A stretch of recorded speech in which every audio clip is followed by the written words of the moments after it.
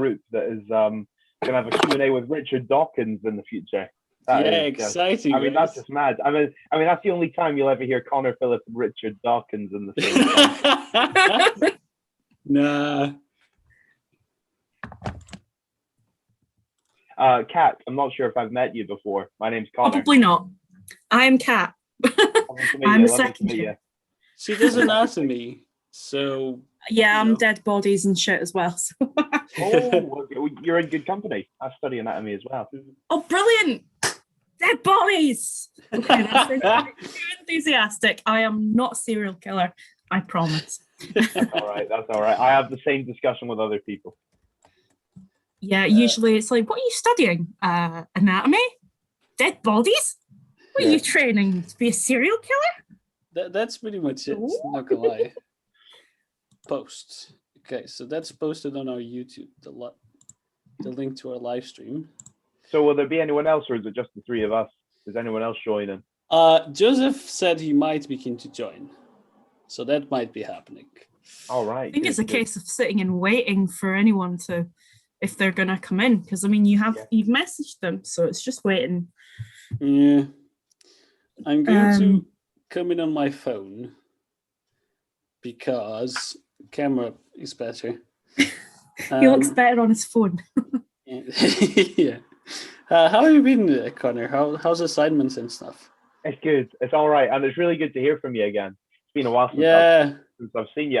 But yeah, it's been good. It's been good. I've been really lucky on my course in that I'm getting to still have practical sessions despite everything. Yeah, I heard that. That's great, honestly. In a way, it's almost even better now, because normally before the pandemic there would be 4 people working together. Now everyone works on their own, and when you're working on your own, you have to do everything, which means you're learning more. So it's a good thing and a bad thing. Oh, that sounds like a dream. You're not getting teamwork, so there's the loss of that, but you are getting. Yeah, but then people don't get in your way. They're not getting. Well, some people really enjoy it. You can just do whatever the fuck you like. You can wave your arms around. It's fine. No one else is in your way. Oh, that's the thing. You wave if you're waving your arms about and someone gets hit by your arms, then they're too close. Right, 2 meters. That's the rule. Yeah, just carry a big ruler around with you and be like, get away from me. That is what I would do. It's what Cartman does in the South Park Pandemic Special. He walks around with a ruler and he's like, get out of my bubble. I bet he would. Yeah, you're getting too close to me. Okay. Is that a Skyrim map on your wall? Yeah, it is. It is well spotted. I have one of those, but it's not been on a wall for quite a few years now. Oh, has Andre run away? Yeah, he has.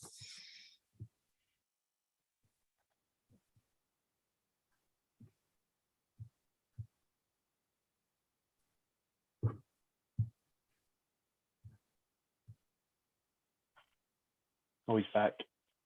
I think he's promoting himself up. Yeah.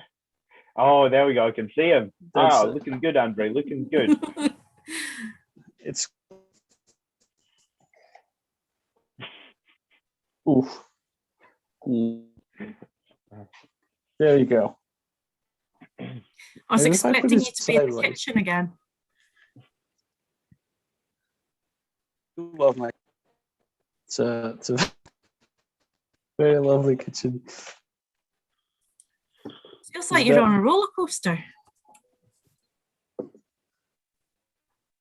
It's gonna work.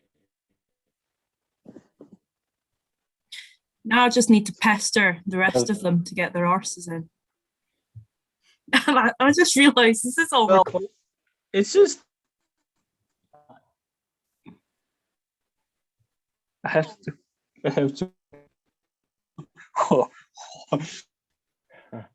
I'm thinking because some people see it on YouTube and not pay. So should we and just enjoy it? Yeah. Then if someone joins. Right. So Okay.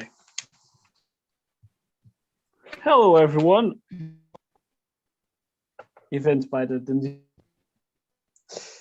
Conor Philip. He used to be for 2 years, but now he is a lot of. Besides dissecting corpses, so he's the president of the society in the university. He's a comedian, although I think, at the moment in time, he's on a break because of uni. Yeah. Here today with us to talk about free speech in comedy is one of the texts in which free speech is up. I think that comedians do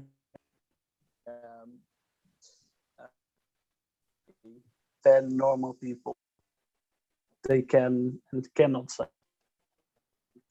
because they are like all artists, because they have the ability to exercise into sort of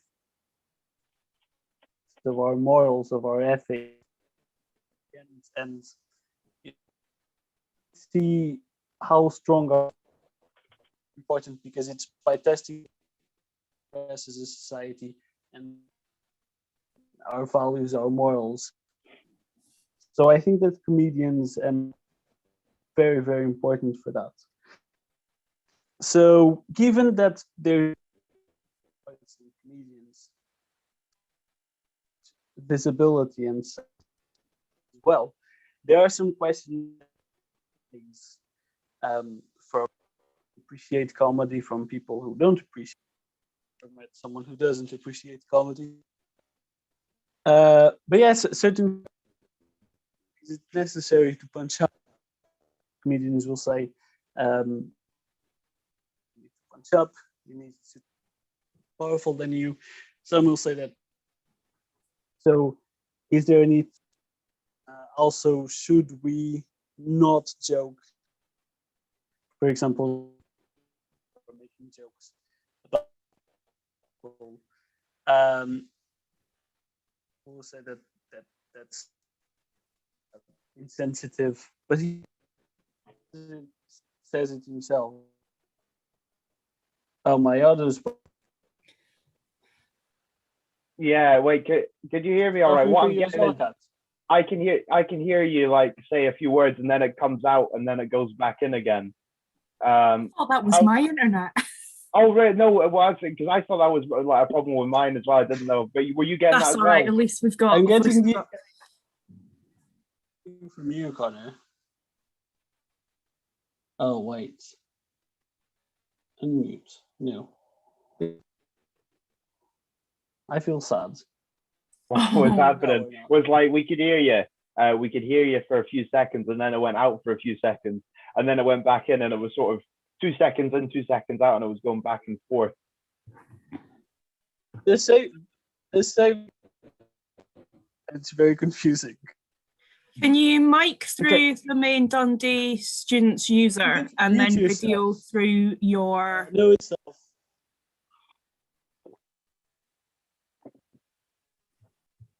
Could you try and mute yourselves? Yeah. Do you want me to mute myself as well? I think that might be. Sorry for we have someone watching. Sorry for this disorganized, but sort of trying to understand what's happening. Okay now, or is it still paused? You're still phasing in and out. Yeah, it's still buffering. Can you try, because you're logged in on yourself and on the actual society, can you not mic up via the society instead of your phone? Oh yeah, and we could have like the visual on one, but then if the audio comes out the Dundee Uni one, yeah. Have a go. Okay, we're not getting matrixed this time. Yeah. Sorry, everybody. Technology always eludes us. I'm back. Is it better now? That's Yes. perfect, man. That's perfect. Okay, so it was my phone. So my phone is not the solution to my Yeah. issues. Okay. Aw. So did you just not hear anything of what I said? Well, some of the stuff I got about half of it, but the thing is, I Half of didn't want it. to interrupt because the half that I heard was Okay. phenomenal. And I was think that- going great. I was going so great. I'm really hurt. Consider Aw. that, I suppose, Jake. consider that a practice run. That's a practice run. We're all warmed up now. We're ready. We can smash it. It's gonna go really well this time. Yeah. It's gonna be even better and even smoother. Yeah. Great, but yeah, it's spot on now. Spot on. Okay, there we go. I'll restart again, pretending like this never happened. Anyway, so did you hear the part where I just dissed you for dissecting corpses? I heard half of it. Okay. I heard the dissect corpse part, but I didn't hear about the dissing. I'd like to hear more about that. No, I just said that we've had classes together for 2 years. It was great. Honestly, I think the first 2 years of uni are great just to meet people and everything. Absolutely, Anyway, because the workload increases when you get to third yeah, year. So those first 2 years, if you want to do stuff like extra stuff, do it in the first 2 years. If there's anyone in first or second year listening, but you got to do it then. The third year, the workload goes crazy. Yeah. But now Conor decided to diverge into dissecting corpses, which is fine, I guess. Just a little psychopathic, but it's fine. And besides dissecting corpses, he also is the president of the Comedy Society and an amateur comedian, which is great. I've seen. I actually follow your page, Conor Philip comedian. Thank you. You're welcome. Yeah, and we're here today to talk to him about free speech in comedy, which I think comedy is one of the necessary places, the places in which it is most necessary to have free speech, because comedians and artists in general have a function that's very important in society, of testing the limits of our beliefs, of testing the limits of our ethic system and moral system. And I think it's necessary to keep testing them in order to progress as a society. And that's why we don't think that slavery is okay anymore, because we kept testing our limits. And I think comedians and artists in general are very, very responsible for that. And they pose very important questions. And given this important role, and also the visibility and credibility that comedians and artists in general have, certain questions arise from the audience. For example, is it necessary to punch up? Because some comedians will say that for a joke to be good, it needs to target someone more powerful than you. Some will say that that's not strictly necessary. Should we joke about minorities? Ricky Gervais is famous for joking about minorities. His fat jokes are very well known. And some people oppose them very strongly. But he says he doesn't really mean offense to those people, and he's just joking about the issue because it's an issue that needs to be considered and thought about, and that's what he's trying to do. And finally, if a comedian says a joke that's too offensive, should they be cancelled? And it's with cancel culture and everything, I think it's a very important question to ask ourselves. And loads of questions like these are asked by people who watch comedy. It's very difficult to reach a consensus. We're not really aiming today to reach a consensus, but just to try and explore. Oh, I died. Oh yeah. Struck by lightning. Beautiful, beautiful. Right. But yeah, I was saying, I'll just continue. I was saying that those questions arise. We're not really trying to reach a consensus. We're just trying to explore our opinions and understand what it is that we believe in. And I think that by talking to other people with opposing views, and looking at them with credibility and trusting them, and trusting that their opinion is valuable, we naturally evolve, and our opinions evolve as well. And I think it's really important. So that's what we're going to be talking about today. And today with me, you've seen Kat is here to talk to Conor as well, to join the discussion. I'd also like to say that if anyone in the audience, which at the moment is just Booth, I assume that this is David Booth. We all know David Booth, gladly. So, Dr. Booth, if you feel like joining the conversation, just say something in the chat and we'll add you as a panelist. You've just offered like immense power to. Yeah. We're live streaming it to YouTube, so I'm thinking that some people will just be watching the YouTube and they'll just watch the podcast. Yeah, So it's fine. that's possible. That's possible. Exactly. And It's possible you put it and out on a likely. lot of platforms. So there could be one person on every platform, which means you could have an audience of 200. We do have an audience of That's a lot of platforms. Yeah. So no wonder your internet's a bit patchy. It's streaming it to just everywhere. Yeah, exactly. So Dr. Booth, if you feel like joining the discussion, just tell us on the chat, and we'll add you as a panelist because it should be a lot of fun. Also, we're live streaming to YouTube, and we're going to post it on our podcast. So your identity will never be secret again. Oh, well, I'm willing to take that risk. I'll be looking back on this in 30 years. I'll be like, whoa, well, it's gone downhill. Before we go any further, did anyone see the thing about Piers Morgan?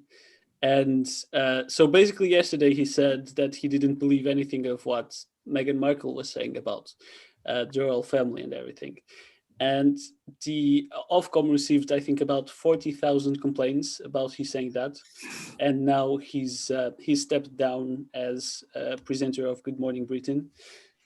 And I think that just shows how the whole cancel culture thing is really, really happening. Some people will say that it isn't, but the fact that he felt the need to step down as presenter of Good Morning Britain after 5 years of presenting, just for saying that he didn't believe in something, for a personal belief, I think that really tells that the situation isn't ideal and that we need to think about these issues.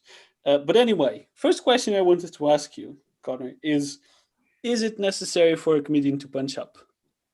Oh, well, let's see. I mean, punch up, you know all the terms. Punch up, that is a term that I've heard used there. You know more comedy terms than I do. I'll tell you what.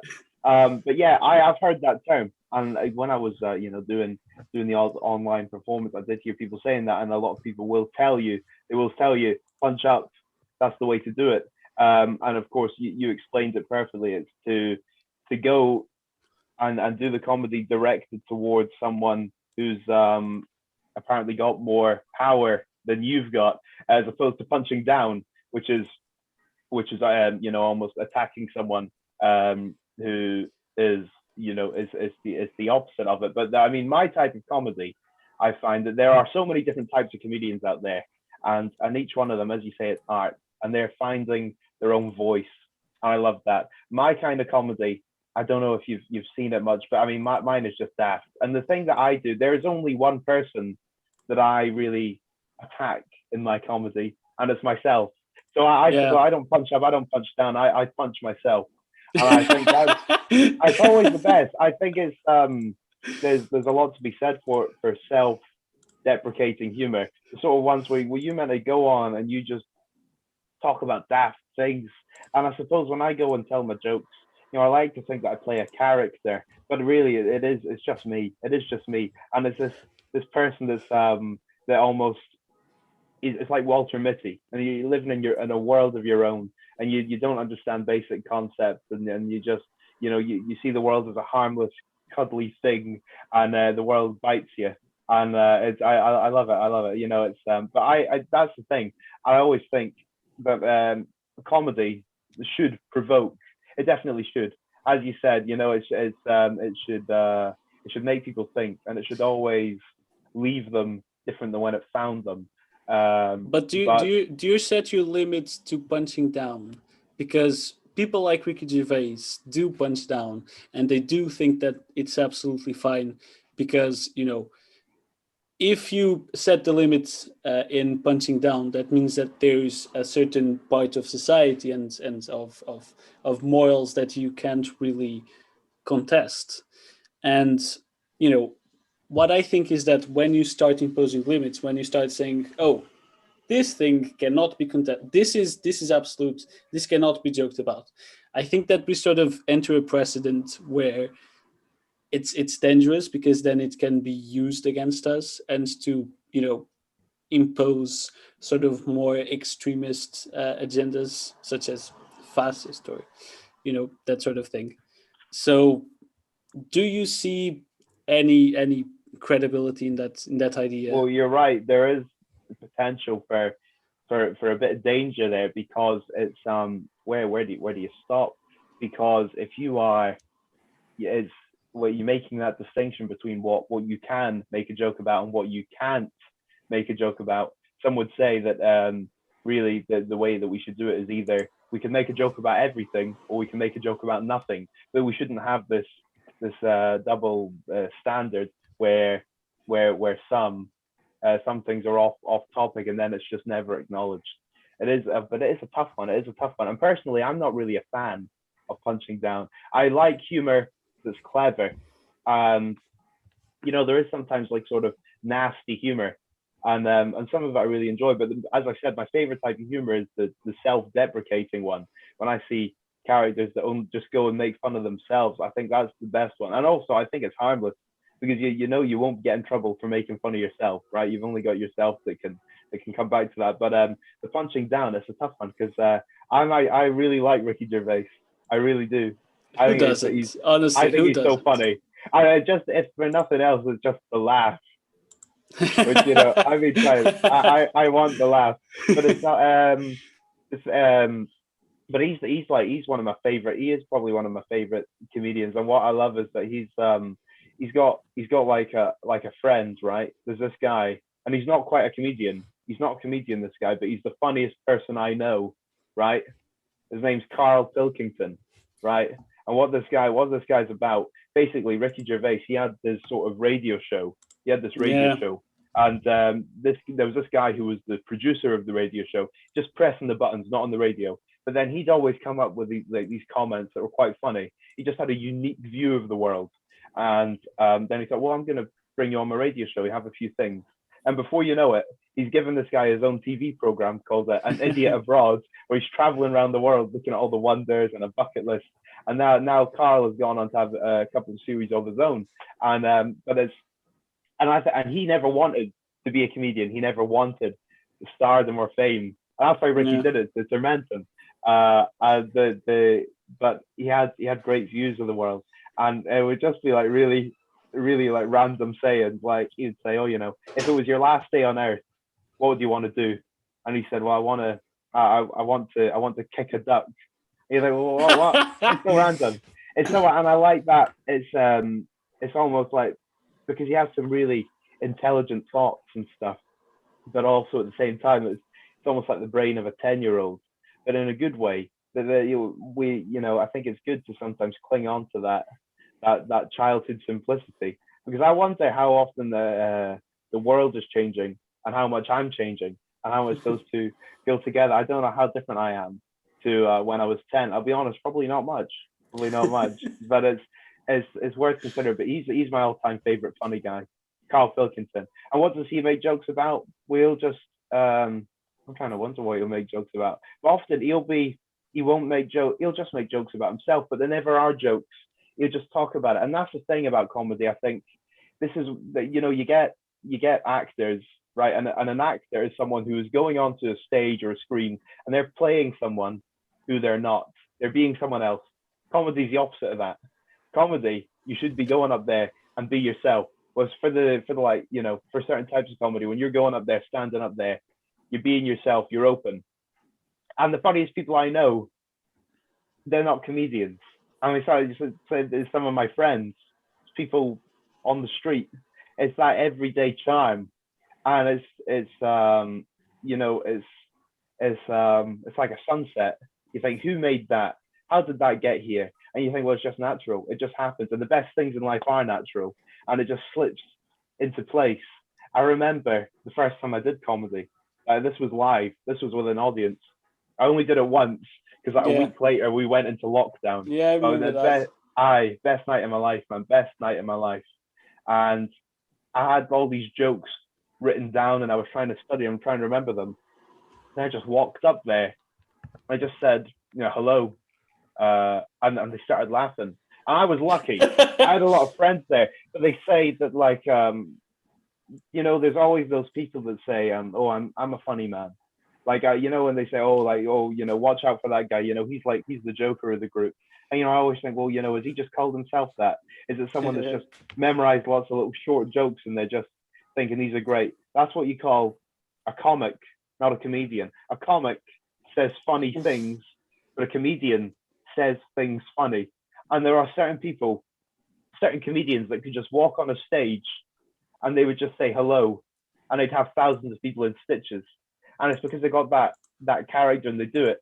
One of my favorites, Rick Mayo, he's no longer with us, but I think he was a comedian from back. He did a lot of great shows. And it's a character, and he's going up there, and he would just be himself, I suppose. But and it's great.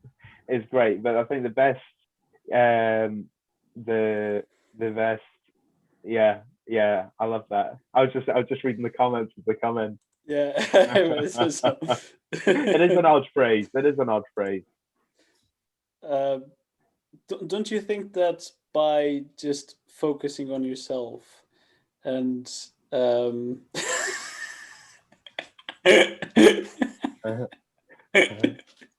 wow. It's a good question. Is it bad that I am reading this in Rick Mail's voice right now? Yeah. Those some of my favorite comedies are with Rick Mayo. Well, he was in The Young Ones. That was a comedy in the 80s about like a group of students. Well, I mean, a group of students. You never saw them studying. Right? I love it. I was raised off it, and it's actually shocked me the amount of people who've never heard of it and they've never seen it. Because I think it was really because before that, before like comedies like The Young Ones, comedy was different. Comedy was maybe a bit more, I don't know, a bit more polite. But this comedy came along and it was a bit in your face. It was a bit rude, and but it really sort of the 80s. That was great for comedy. It really put it in a new direction, and it said like we're here to be provocative, I suppose. But I love that. Bottom, I quite like that one as well. That's a bit of slapstick. It's so daft. But that's a good one. You know why they called it Bottom? They called it Bottom because like, well, it's meant to be about two guys that are, at the bottom of the world. They're at like the bottom of society. But also, the show used to be called Your Bottom. It's a Your Bottom. So people would say, hey, have you seen? Did you see Your Bottom last night? Did you? I was watching Your Bottom. That like, but it was meaning like the show. But then eventually just shortened it to Bottom. That was just a little joke for themselves. But yeah, it's and I think I know what your next question was going to be.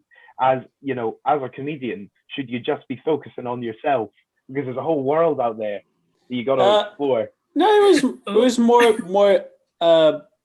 like, don't you think? Because I made the French introduction about how comedy serves a role of social criticism and everything, everything of the like. Don't you think that by solely focusing on yourself and making more innocent, more sensitive comedy, that you're sort of denying that role of comedy of pushing the limits of society? Because I think that when someone like Ricky Gervais jokes about the way we treat women, he will sound like a sexist, but intelligent people will understand that he's just focusing our attention on that specific issue. And I think that by joking with that, he will make us think, oh, actually, maybe the way we do that is wrong. So I think that that's why we need offensive comedy, just to keep pushing us forward, Yeah, well, that's the key thing.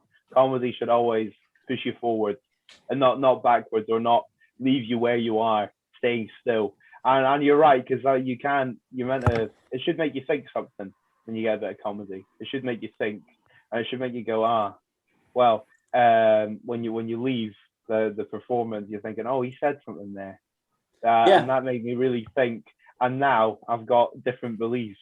Now I think differently. I suppose I've not been doing it for very long. I'm a bit lazy, and I'm a bit scared, and it's both of them. And that's why my humor is quite innocent at the moment, or at least, if it ever is vulgar, it's an attack on me. And I suppose it's because I don't feel ready yet. Maybe give me a few years, I'll be up there. I'll be up there making all those provocations. But it is important. It is important. What is also important is that I would never, I'd never tell a comedian like that to stop doing what they're doing, because we need that, and that's what it's all about. Pushes us forward. It pushes us forward. But what we need, I think it's good to have lots of different comedians. With different, they have different approaches. So I can bounce. Imagine if I was up there and I was making only jokes about myself, and it was almost sort of fenced in jokes, and it was just talking about me and stuff like that. But then we bring on Ricky Gervais, and it's a big contrast, and it makes everything he says amplified, because oh wow, we just had someone on before and we got none of that. And then it's good to have those two extremes, I suppose. So maybe I just need to, instead of changing my style, I just need to hang out with people with a very different style, and they'll complement me perfectly. But it is important, because we need everything. We need everything, and it's a social commentary. It's a form of entertainment. It's an art form. It needs to make people think. It needs to open their minds, and it needs to move us forward, because it's all about pushing at those boundaries, finding out what the boundaries are, and then giving them a little nudge. You don't want to smash them and just go charging through. It's too fast. But you just give it a little nudge, and gently it grows, and the mindset of the people viewing it changes, and they develop, and they're learning, and it's because you're treating them as grown-ups. They're ready for that intellectual challenge, that debate, I suppose. They're ready to open their mind, and that's true. I think always have an open mind. Always have an open mind for anything. If you feel like you disagree with an opinion, or you're on one side of an argument, try and explore the other side of an argument. That's always important, because it will help you understand the bigger picture. You always want the full picture, not just one side. So, a bit of a random one, but just everything you were saying about comedy got me thinking. In recent years, we've seen quite a large, well, I'd say a backlash against what I would term sort of typical British comedy. So things like Little Britain, for example, being slated as being offensive, its portrayal of trans people as offensive, or things like League of Gentlemen being inappropriate, or the IT crowd getting slated for being offensive as well. So what do you think about this? And do you have any ideas as to how you'd go about challenging that? Because for me and many other people, British comedy, it's not an offensive thing. It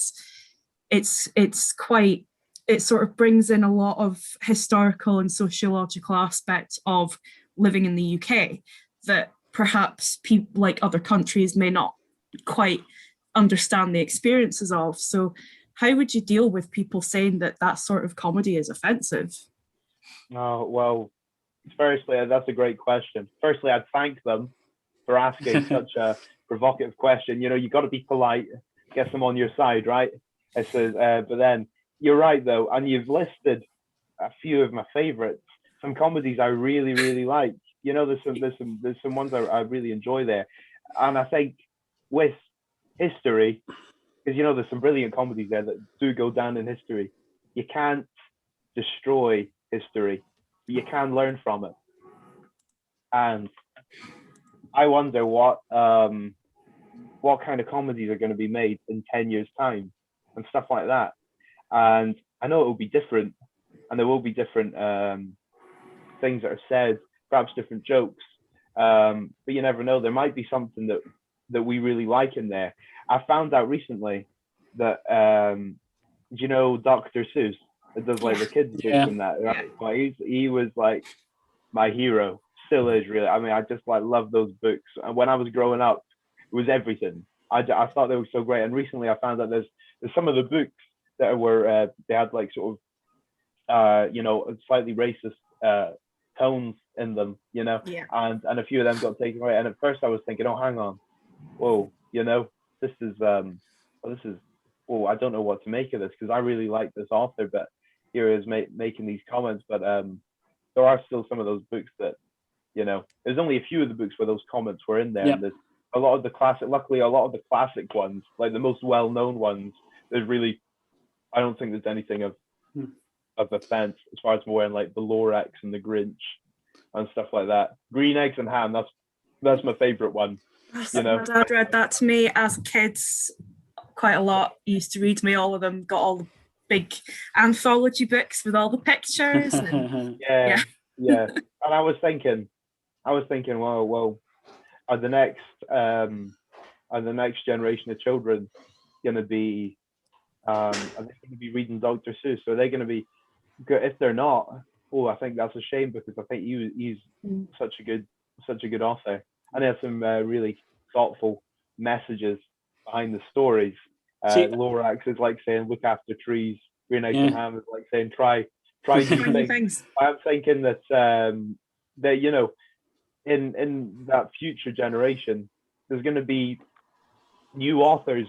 And hopefully there's always going to be someone that hopefully catches your interest. And if not, then become a creator yourself. Make that content. Never feel like you're fenced in. You can always keep making stuff. And I imagine we're having this discussion now, and it's every week, like the situation, there's always something new to talk about, right? There's always something new to talk about. But I imagine when Dr. Seuss was writing his books, there was maybe similar discussions about what you can and can't say, and it would have been a different discussion. Yeah. But there would have been stuff, and maybe Dr. Seuss was like, what do you think of that book I was reading when I was a kid? No one's reading that book now. And perhaps there was like a book on slavery or something. I'm not sure, but there could have been something about stuff that we would just we would not like. And then he thought, well, he might have been saying, we're not allowed to say anything now. And then he's writing his own books and he's thinking it's great. What I mean is, the discussion we're having, I think there would have been maybe a similar discussion being had in previous generations. And what happens is they made stuff, they made content, and they made art that makes us look back fondly on it in years to come. And what I mean is, these discussions are happening now, but in 50 years' time, people are going to look back on what people like us did, and they're going to say, "Oh, I enjoyed that." And there is going to be something there. There is going to be something there, but it is you can't destroy history, but you can learn from it. I think that's a very important point, because when you look back on things that were made in the past, you can't just ignore the context in which they were made, because 50 years in the past, someone that, for example, didn't accept marriage between gay people, but was a strong advocate of Black people's rights, they were still very forward for their time. And we can't just focus on the specific issue with the gay marriage, because those were different times where these things were not as they are today. And I think that judging someone from the past with the lens of today's morals and moral environment is just a mistake, because times were just different. And I think that, the other day I had a lecture about using mice in neuroscience research and doing tests on them. And some of those tests are, kind of cruel. But and I asked in my lecture, do you think that in 500 times people will look back on us and on our testing of in mice the same way we look back on slavery? Because things are always changing, and we can't really predict how the moral compass of society will change with time. So we really must be aware of time. Time is so important, and context. Yeah. Well said. Well said. I think that you got it spot on. Thank you. And going back a bit, I think that you said a great thing, which is we really need the variety. We need different stuff. We need to be subjected to different opinions and everything. And that's something I think applies not only to comedy, but to life in general. When I hear someone with a different opinion to mine, I'm just curious to try and understand why they think the way they think. And I think most people nowadays, their reaction is immediately just send hate because they think in a different way. Mm-hmm. And I think your point was just perfect about having to experience different people. Does it also not cross? Does it also not cross into humor as well? The fact where you were describing how people who are unwilling to hear other points of view, I've found it's the same for certain things like humor. Like I use humor to deal with stressful or difficult things, as many people do. And I've got to say, well, if I'm making some joke about something, that is just a way for me to cope with something terrible, and someone else is like, that's offensive, I don't agree, that's not funny, you shouldn't say that. It's very similar to the whole your opinion is wrong. Like your opinion is wrong. But yeah, as we got in the chat, gallows humor is the ultimate stress relief, and I 100% yeah, I like that. Yeah, because that is honestly how I got through my first degree, and it's why I'm still here now, is because me and my pals were able to just make humor out of stressful situations. But a major problem we have today is people will be like, you can't joke about that. The same way it'll be, but you can't think that way, because if you think that way, then you're XYZ, you're unacceptable, you're a bigot, you're this, you're that. How can you think that? That must mean you're this, that, and the other. It's like, well, no, because the human experience is quite a bit more varied and colourful and interesting than it just being a case of black and white. I don't believe it's ever a case of black and white. There's all these multitudes of different people all across every walk of life. So I think I like that. Go on, Conor. Sorry. Well, you're right. And I think people are, when they have an opinion, they want to be with people who have that same opinion. And if someone has got a different opinion, then they don't do what you do, Andre, which is the right thing to do, which is say, thank you. I'm curious about this. I'm going to see their side of the argument, and I get the bigger picture. I'm going to grow as an individual. I'm going to learn more about the subject that way. One thing that's a problem is if you sort of go in on Facebook, and if you like something, whatever it is, a page or a post or whatever, there's all these algorithms in there, and they sort of go like, go, okay, so Conor likes this. We are going to now show him content that is similar to this. And then what happens is you are getting content based on your beliefs and your views, and you're looking at stuff that confirms your beliefs. And you're sort of getting into this echo chamber where everything you hear supports you, and you're never challenged, and you're never encouraged to try new things. Maybe I'm like I don't know, there's not much broccoli on my Facebook feed, right? I don't eat many vegetables, but maybe I should give them a try. But will I ever give them a try? Because on my Facebook it just says have a burger, and then I keep going with that. And it's that's just a small example, but and that's I think social media is great for communication and stuff. And look, we're streaming on every platform right now, and that's great. But that is something that I think is a problem. People are it doesn't encourage us to be open-minded. It's saying, here's your thoughts, and it's you just you're not being provoked. You're not wanting to have new stuff. It's like because if I was like went to a buffet or something, I could just eat chicken nuggets and nothing but chicken nuggets, right? But then like my mum, right, who's a doctor, she always says to me, she says, Connor, your dinner plate should look like a rainbow. It should have all these different colors on it. You should have a variety. And variety is the spice of life. If you watch South Park, I really enjoy South Park. The thing is, like one of probably the most iconic characters, Cartman, who is he's just horrible. He says these outrageous things. The thing is, it's great because the other characters bounce off him. If South Park just had every character as Butters, if you don't know, Butters is like the really nice kids in the show. Yeah. And everybody picks on him, even his own parents. He's so polite. He's so polite. I know. Even his own parents hate him.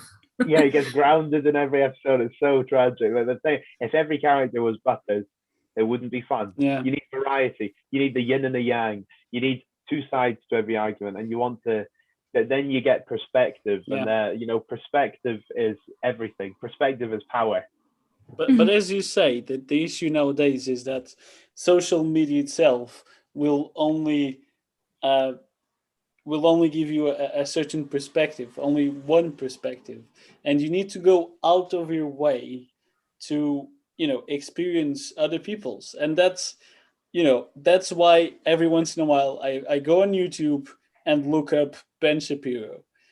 It annoys me like hell. Like I feel physical pain while watching Ben Shapiro. But every once in a while, there's a moment where I go, wait, no, he's got a point here. And it's those moments that are the cause, are why I do that. Because I want to challenge my views and to experience Exactly analysis, to not be stuck in an echo chamber. Reinforcing what you know. Because I like to do that as well. I'm quite terrible for it, actually. I will just go into debate groups on Facebook, and it's interesting watching two different sides to an issue. So, for example, I'm just going to take vaccines and anti-vaccines because it's one of the really big pertinent ones right now, and it's getting to see how people who have different opinions and how they will find anything that will support them.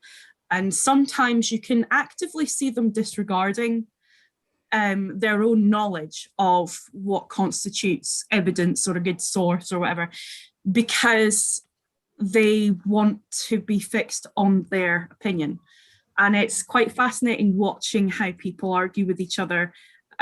It's not when it becomes uncivil and you get name calling. It's more interesting when it's an actual discussion and it's like, oh, but this is what this says and I've got a source for this. I liked that because I actually ended up reading so many different studies that the anti-vaccine side was giving, and I was reading them and going, well, this doesn't hold up. This seems like rubbish.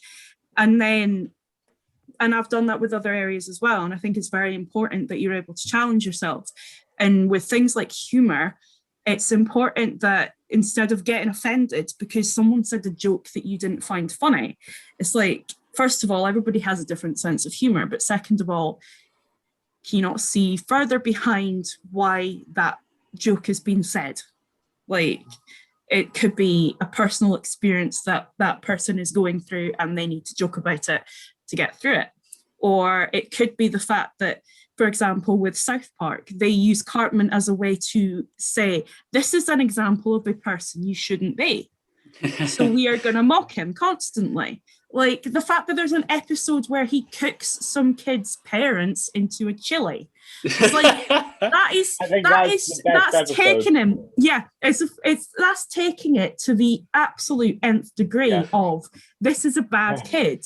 Yeah. And it's satirizing the whole idea of a school kids just being idiots and being kids. And it's like the whole point of it is, look, he's wrong. Look at all these problems that are happening. Like, I think it's the best for me. South Park is something that was good back then. It is good now, and I think it's going to be good for many years to come. And it's something that whenever I watch it, I always get a feeling of comfort. It's something that I always enjoy watching, and every episode it opens my mind. Always You know, at the end of every episode, one of the kids says, "Oh, I learned something today." Well, I do feel that way at the end of it. I do feel like I've learned something, and they always find a way to be interesting, but without really, you know, changing their foundations. They're always true to themselves. I love it. It's It's always I learned something, unless it's the no, we didn't, dude. No, we didn't. But I think that raises an issue because, you know, I think that people that want to, you know, ban these insensitive episodes that might be offensive, with jokes it's the same thing. I think that the people that want to ban them think that the audience is stupid and won't understand what irony is, what sarcasm is, and they try and stop that at the origin so that these stupid people don't think that it's real and then, you know, actually do these things. To be honest, can you blame them? Because, I mean, recently, South Park, everything that's been happening in South Park just seems to be happening in reality. Like several years ago, there was an episode where Randy Marsh is pulling down all these statues all across the USA because they're offensive and racist. And the whole point of it was Starm's following him around going, no, don't. Oh, God, this is so embarrassing and bad. And then last summer, lo and behold, I put on the TV and it's people are tearing down statues everywhere. And I'm just sitting there thinking, like, South Park isn't an instruction manual as to how to live your life. It's satirizing and humorizing the things that are happening. But I don't think that people did that because of South Park. No, I know. It's just the fact that South Park had covered it as a case of one of these things where maybe you shouldn't be too harsh to try and cover up your history. South Park is like The Simpsons. South Park is like The Simpsons, but for sensitive issues. They're not afraid to cover anything, really. They will tackle any issue, essentially. That's good. I think that's perfect, honestly. I had another question. Oh, yeah. Do you think, Connor, that this is one of the questions I mentioned at the beginning. Do you think that if a comedian says a joke that's very offensive, they should be cancelled? Oh, yeah, that's a difficult question. We're here to ask the difficult questions. Yeah, you are. Well, I'm really glad about this because it's a good workout for my brain, and I do enjoy this. And I already feel like I'm learning. But should they be cancelled? I don't know. I think it depends on what this kind of joke is. If what is it a good joke or is it just nasty? You got to be a bit clever when you're doing a joke. I like to think that humor should have a bit of wit with a bit of maybe a bit of sharpness to it. But if it's just pure nastiness, that and that's all it is. It's just nastiness. Then I suppose so.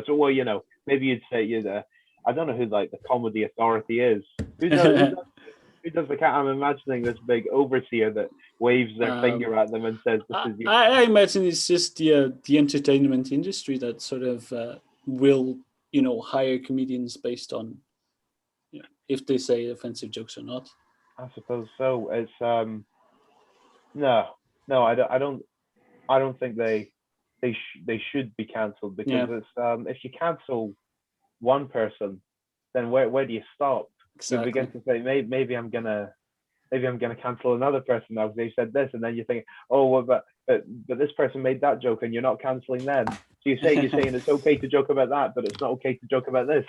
And then there's this big question about cancelling people and censorship. Is when you're saying it's not okay to joke about one thing, but it's okay to joke about another. Is that I'm not a fan of that. There's some humor that I don't enjoy. But what I do is if I don't enjoy it, then I'll watch through it and hopefully try and think, okay, well, why do people enjoy this? I'll try and learn something here. Try and open my mind. But then I think if I watched it a few times and I don't enjoy it, I'll watch something else that I do enjoy, and then maybe I'll go back to it now and again if I want to, broaden my horizons. but you find out your tastes. And if one person enjoys one thing and doesn't enjoy another thing, then it doesn't mean that I suppose everyone should have that. There's a variety in all the forms of comedy that you can get exposed to, and there's variety in all the people that appreciate this comedy. So what we should do is embrace variety. Otherwise, we're just gonna end up like I was saying before, with all of us eating chicken nuggets, and that's it. And there's no vegetables. It's the same thing. It's the same thing if you just saw like a piece of broccoli and we said cancel that broccoli. Are we going to do it? No, we should bring it in. And because then when do you stop? Do you cancel carrots? Do you cancel celery? No, we'll bring them in. Bring them in. Yeah. Embrace everything. Have a taste of everything. You know what I mean? Have a taste of everything. You know, like I had a kebab last week, and I thought it was all right, but I prefer fish. But you've tried it. That's what I mean. Have a taste. Have a taste, and you know, demand to be challenged. You know, to be treated like a reasoning, thinking individual, because that's, you know, and tell your friends to think the same, and don't let people take away your right to laugh at whatever you want. That's up to you as an individual. I think that's a great note to end this on. It's a great message, honestly. I'm kind of emotional because it's absolutely true. You're absolutely right. So yeah, I'd like to thank you, Conor, for coming on. It's been almost an hour of absolute joy. Like, very interesting discussion, genuinely. I really enjoyed it. I'm sure Kat enjoyed it as well. Yes. And I hope you did Finally as well, someone Conor. else who has seen all of the same comedy stuff that I have. It is actually just frustrating when you, like, for example, I've done the a local shop blah de blah from League of Gentlemen, and literally nobody understands it. And they're sitting there going, what are you on about?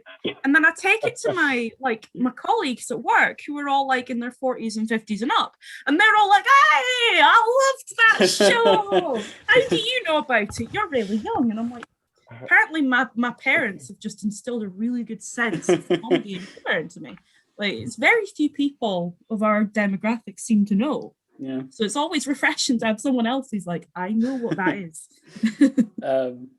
So Conor, thank you very much for coming. And thank you to both of you as well. And really, I want to say, keep up the great work. I think this is a great society. I love what you're doing, promoting this idea of free speech, and I'm delighted that you asked me to appear on this. But I think it's fantastic, and it's our pleasure. It's been a fun discussion. I've learned a lot from both of you, and I feel great.